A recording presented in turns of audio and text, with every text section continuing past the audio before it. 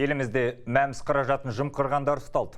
Қаржылық мониторинг агенттігінің мәліметі бойынша шамамен 140 мың азамат жалған түрде медициналық көмек алушы ретінде тіркелген.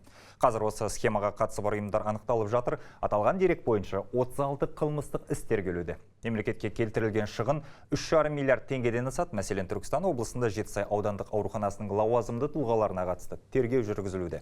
Мәмс аясында бөлінген қаражат қызмет көрсетпеген 20-дан астам жеке кәсіпкердің есеп шотына аударылған. Осындай заң бұзушылық Астана мен Алматыда да анықталды. Сонымен қатар Дамумет ақпараттық жүйесі арқылы 79 миллион теңгенің жалған медициналық қызметі рәсімделген. Алматы облысында MyDental.kz жауапкершілігі шектеулі серіктестігімен стоматология доктор Нұржанова клиникаларының басшысы стоматологиялық қызмет көрсету кезінде алаяқтық жасаған үшін мүлкі тәркіленіп 4 жылға бас бостандығынан айырылды.